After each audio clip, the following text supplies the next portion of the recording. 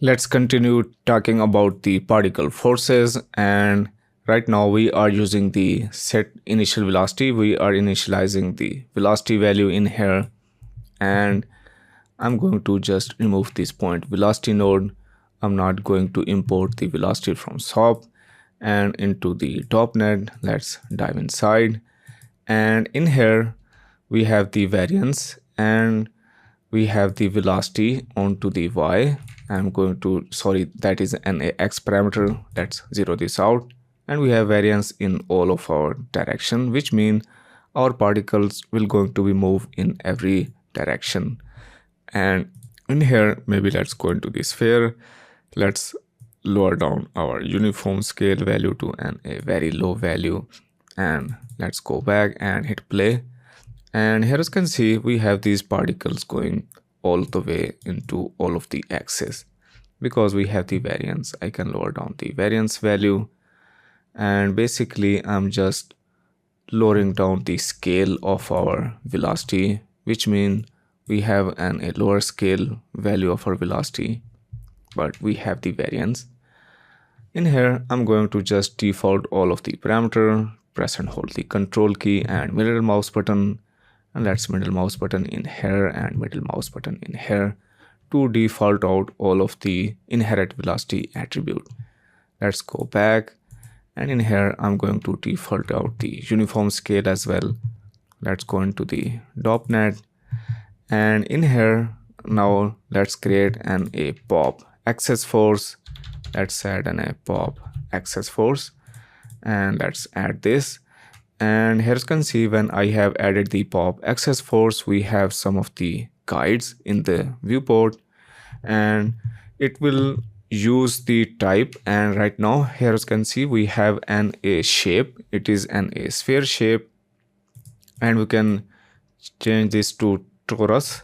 And if I change this, and I think it would be better if I were to just lower down the height. Let's lower this height down, and here as you can see we have this round shape. And what that will do, it will use the direction. Right now we are using the y, and it will make this particle rotate, and it will use the fall off, and all of the particles that are inside of this shape will going to be affected by the force. And right now here as you can see no particles are in the radius of the sphere, which means we shouldn't see any movement. And here as you can see our particles are not moving because they are not in this region. Let's go into the sphere mode, and now we have all of these particles contained in here. And now if I were to hit play, and here I can see the movement, we have some little bit of movement. They are right now, it is a bit harder to see. Maybe if I were to just shake this pop drag node from here, and let's hit play, and here as you can see we have the rotation movement. Particles are rotating, and they are rotating along the y-axis. And here as you can see we have the rotation along the y-axis. I can change the axis. I'm going to, let's change this to x-axis and zero out the y. And here as you can see we have our this guide, and or this sphere guide is looking weird because we have adjusted this parameter. Play this, and here as you can see now we are rotating our particle along the x-axis. And if I were to align my camera, and here as you can see we have this rotation going on the x-axis. And I'm going to just default out to y onto the y-axis. And in here I can place my this sphere, this my domain. And in here right now here as you can see the particle speed is too slow. And what I can do, I can go into the speed tab, and in here I can increase the orbit speed.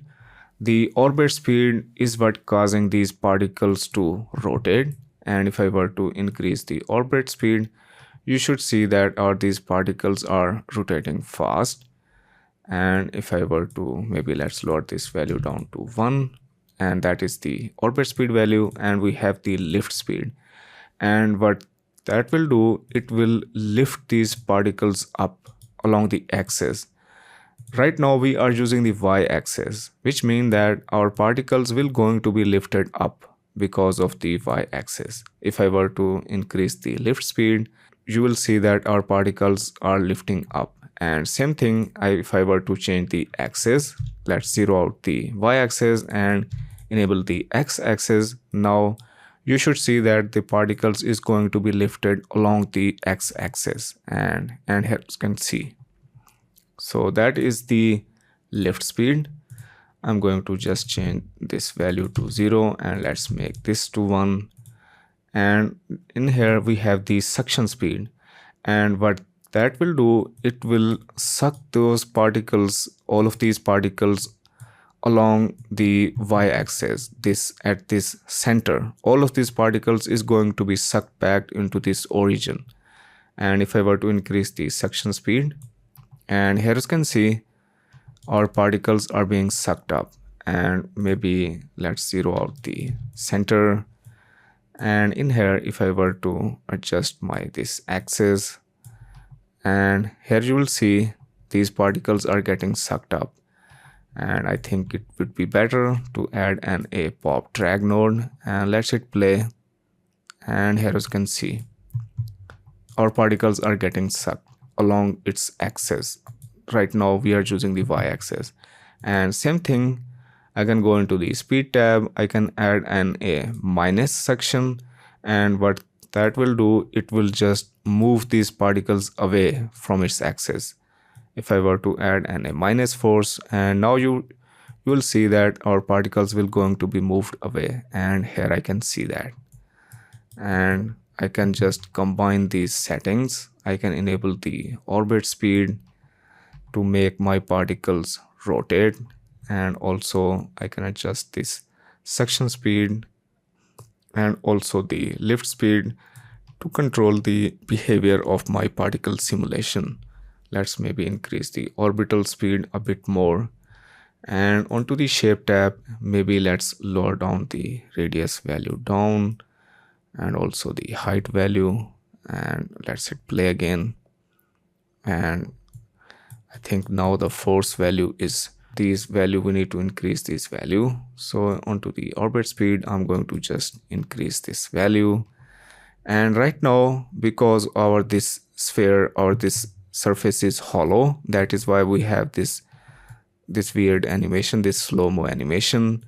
And we need to just increase the shape, because you know that most of the particles are not becoming in the contact of this fall off. And let's hit play, and now here I can see them. We have this axis force working, and it might be better if we were just using the grid in here. Let's change the source. I'm going to change the source to a grid. Now we have a much wider surface area. Let's add this in here, and now this force should work. We should see better result with the grid being the source. And here you can see we have these particles, and they are moving upward, and they are also rotating. And I can same thing go into the pop axis.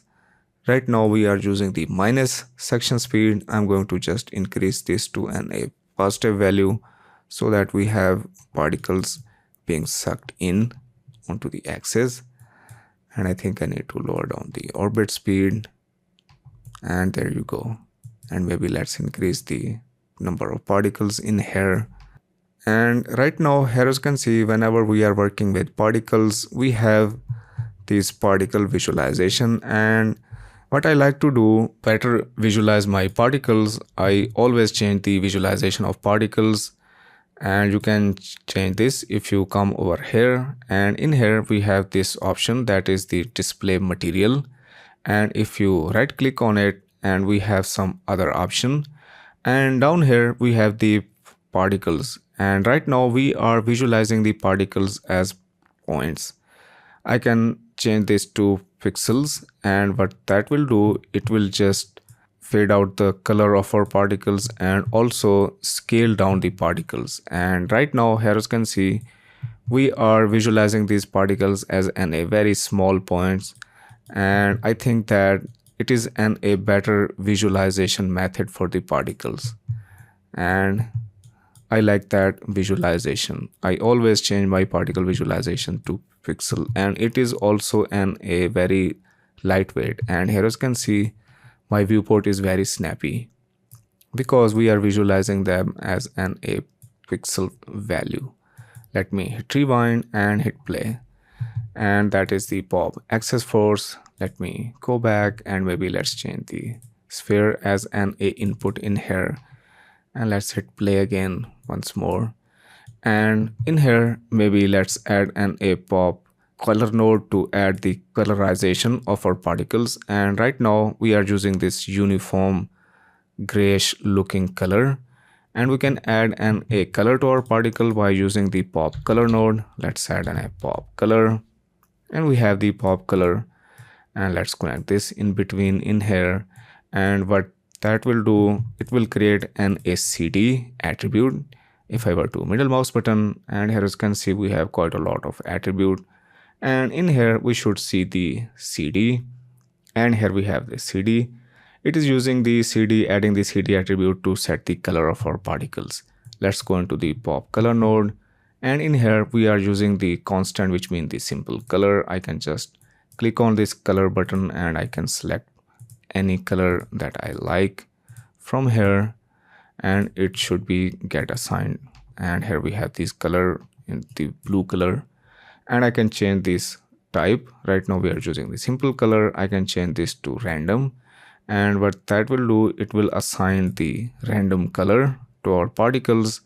And here as you can see we have the random noise type color applied on particles. And in here we also have the option to enable the ramp. Let's enable the ramp, and in here we are using this grayscale, this gradient ramp to set the color. And right now this ramp is using the normalize age. We are using the n age. We have some parameters in here, so some of the attributes in here, and in here as you can see we have the age.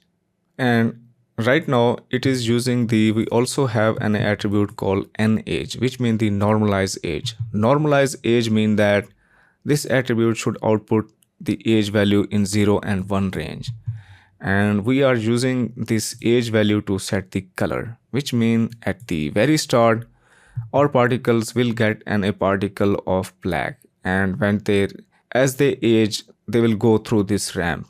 So at the gray value our particles will have reached half of their life, and at the very end of their life their color will be white. If I were to hit play, and here you can see when they get a white color, which means that they are about to die, and that is the method. And in here we have some presets. If you click on this gear icon, let's click on it, and right now it is cutting off, but we have this black to orange, and that is a color preset. If I were to change this to black to orange, and in here we are using this pyro color type ramp to assign the color, and here you can see. And in here we also have some attributes into the vex expression as well. And right now we are using the normalize age to set the color. If I were to click on this drop down menu, and here as you can see we have some other of the setting, and in here we have the age. I can just use a simple age, and in here as you can see we have a very first line commented out, which means that we are using this ramp. This parameter is called the ramp, and it is using the age attribute. If I were to middle mouse button, and here we have the age attribute, and that is the attribute that we are using to set the color. And down here we have some other. I can change this to speed, and in here it's using the length function to calculate the speed, which means that the fast moving particle will get a color of this orange, this light orange, and the slow moving particle will get a color value of black. Let's hit play, and here you will see all of the particles that are moving fast will get this color. I can maybe change the visualization. Let's go through some other of these ramps presets, and we have the preset of magma. Let me find. We also have the sand preset, and in here I think maybe the color, let me find this one. Sorry, not that one. I think the simple grayscale is going to be work fine for us. I'm using this default grayscale ramp and hit play. And in here, maybe it would be better if I were to just add some other forces in here. I'm going to add a force node in between to introduce some noise. So let's add a force node and let's add this. And here as you can see, we are just keep layering down these multiple forces. And for this one, I'm not going to use any of these X's. I just want to add a noise in here. So I'm going to just increase the amplitude value. And here you will see that we have this visualization. We have the pop axis force, which is rotating these particles. And we have the pop force, which is adding this noise. And these particles are sticking together. We have this clumpy behavior. They are not separating too much, and that is because of the pop drag. This drag force is making these particles to just not get separated too much. And in here we have this visualization by the speed, and we are using the pop color node. And in here I can add another node, pop limit, to limit the particles. Let's add a pop limit node. And to explain this, I'm going to just go into this pop source node, and in here I'm going to just increase the life value to default 100, very high value. And here you will see that our particles will go on forever. They will not go on forever, they will live for 100 seconds, but still 100 seconds is a longer value. And in here what I can do, I can create a domain, and what this node will do, it will create the domain. Let's add a pop limit node in here, and I can add this in any order. I can connect this in here, or I can just connect this at the very last.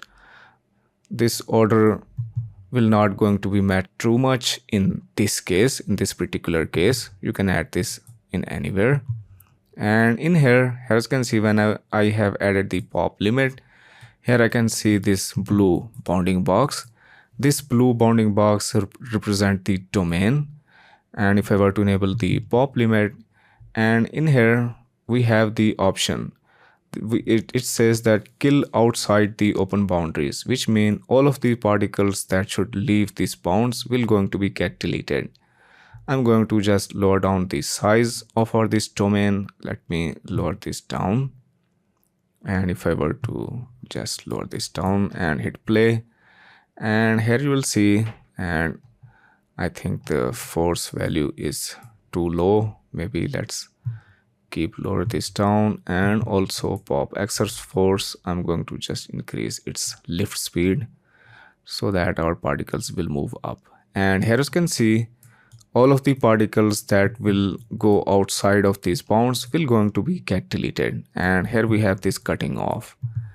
And onto the pop limit node, and in here we have this position behavior clamp.